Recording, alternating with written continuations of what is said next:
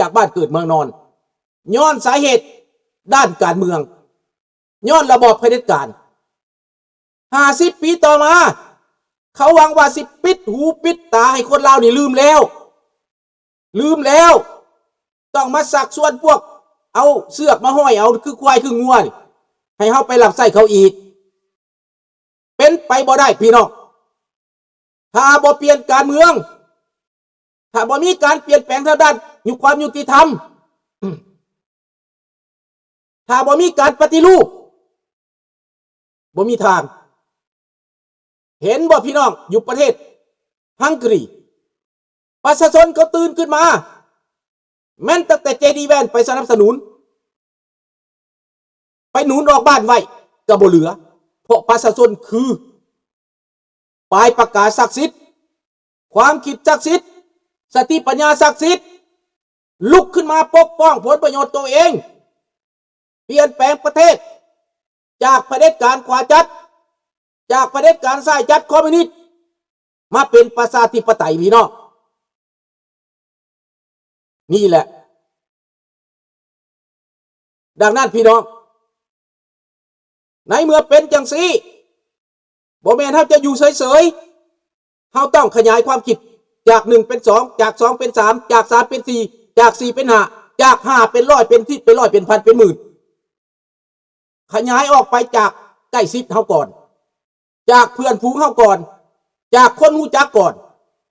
อันนี้คือบัตรหลบใหญ่ที่เฮาจะต่อสู้ทางด้านความคิดอุดมการณ์เสรีภาพประชาธิปไตยความยุติธรรมและความชอบธรรมของโลกที่เขากำลังจะหับห้องเอาในเมื่อเฮาเรียกร้องในเมื่อเฮาเคลื่อนไหวเขาต้องคืนไปเบื้องต้นว่าเฮาเป็นไผเฮามาแต่ไสเฮาเป็นหยังเฮาจังมาเฮาหนีหยังเฮาไปเพื่อหยังและเฮาสิอยู่แบบใดข้าพเจ้าเคยเว้าแล้วว่าอยู่ประเทศใดก็อย่ามันบ่แม่นประเทศเฮาเขาอาจจะดีน้ำเฮาชั่วเขาสบายดีท่านสำราญผู้ใดจะติดต่อหาข้าพเจ้าติดต่อทาง Facebook สุนทรามันตรีวงศ์เป็นภาษาลาวเด้อพี่น้องเด้อแล้วก็ติดต่อหาทาง Voice of the Lao People เป็นภาษาอังกฤษมี2เฟซนี่เคลื่อนไหวเฟซอื่นก็เบิ่งอยู่แต่ว่าตอบบ่ได้เพราะว่าเขายังล็อกข้าพเจ้าไว้เรื่องนั้นข้าพเจ้าแชร์หลายพูดพอแชร์ไปมือหนึ่งหลายร้อยครั้งว่าซั่นไปหลาย10ครั้งแล้วเขาล็อกไว้เพราะว่าเฮาบ่ได้จ่ายเงินอันนี้เฮาบ่ได้จ่ายเงินแปลว่าคันเป็นคอมเมอร์สเขาบอกเอาเป็นคอมเมอร์สได้YouTube คือกันคันเฮาเอา YouTube Premium มันบ่มีปัญหาคันเอา YouTube ฟรีนี่นะมันหลอกเฮาคือกันได้ดังนั้นพี่น้องต้องพยายามข้าพเจ้านี่คันสิไปเอา YouTube Premium ก็ต้องได้จ่ายเงินจ่ายค่าเน็ตจ่ายค่าเครื่องเสียงนี่ก็พอแห้งแล้วดังนั้นก็ต้องได้เอาตามที่มีเอาตามที่ได้แต่ว่าใจเฮามันใหญ่กว่าใจเฮามันกว้างกว่าดังนั้นพี่น้องคนลาวทั่วโลกนี่ข้าพเจ้าว่าเป็นเสียงเดียวกันแล้วการคัดค้านบ่เกิดผล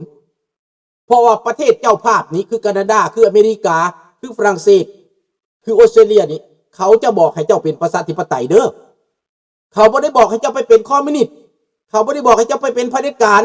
เขาบ่ได้บอกให้เจ้าแลนไปโฆษณาส่วนซื้อให้สปป.ลาวเด้ออันนี้แน่นอนโลดกฎหมายเขานี่แน่นอนโลดนี่ดังนั้นเจ้าบ้านเขานี้ถ้าเฮาเคลื่อนไหวเฮาเฮ็ดให้เขานับถือเขาก็นับถือเฮ็ดให้เขาเชื่อเขาก็เชื่อ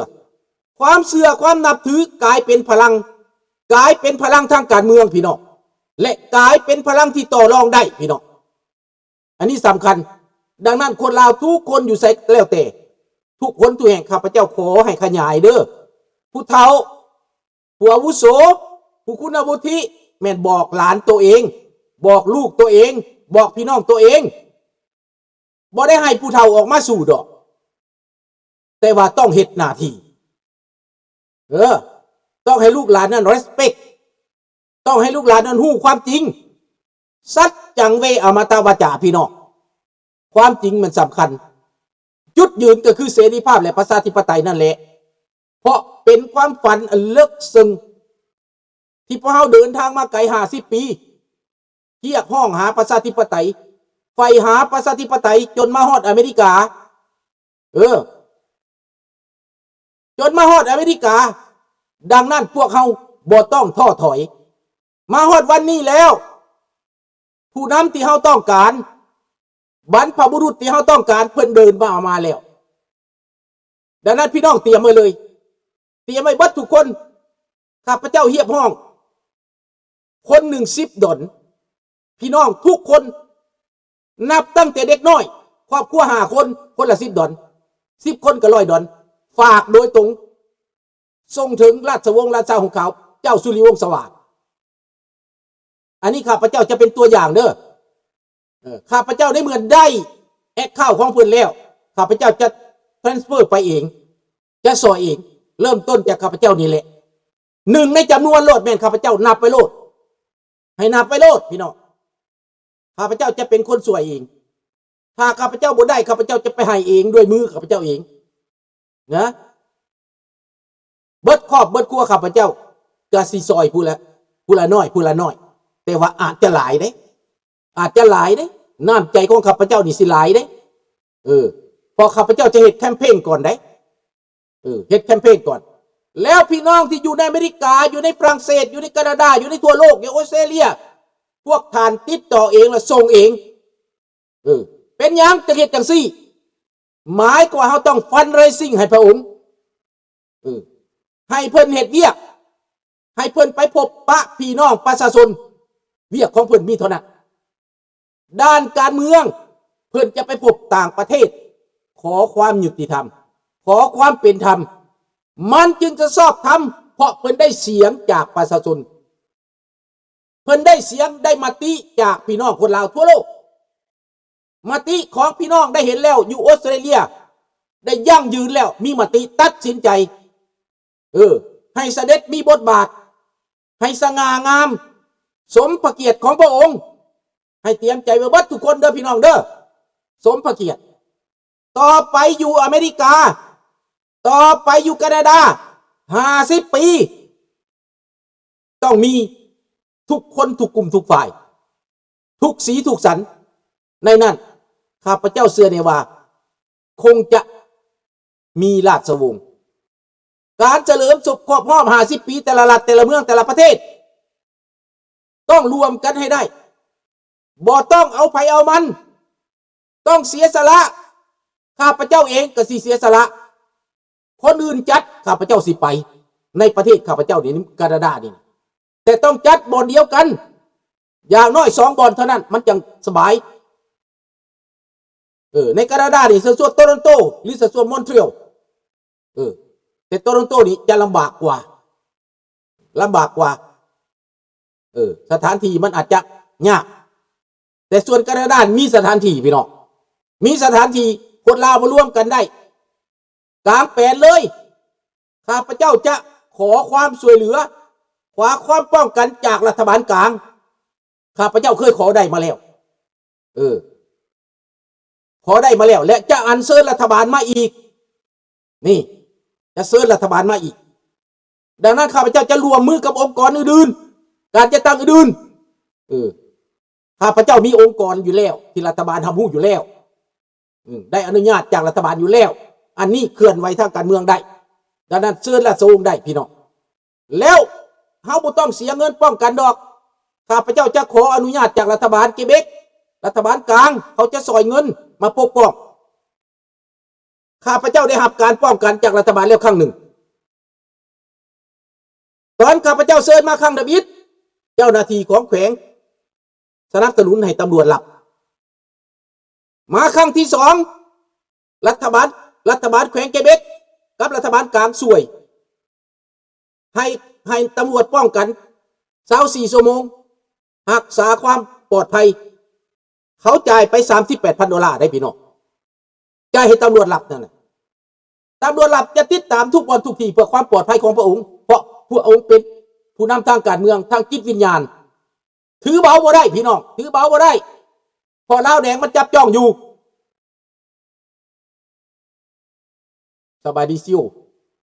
rester chez soi ne signifie pas rester chez soi. Luttons ensemble pour briser le joug du communisme et permettre au peuple laotien de gouverner notre terre dans un avenir proche. แมนดังนั้นพลังอันนี้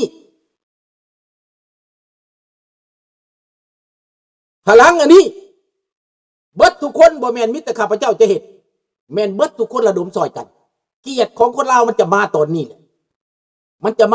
ละขอบใจน้องรัตวรมาตอนนี้แน่ๆ50 ปี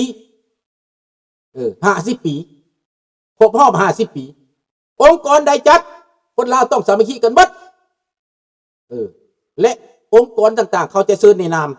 ข้าพเจ้าก็เคยได้ไปประชุมร่วมแล้วข้าพเจ้าไปฟังแล้ว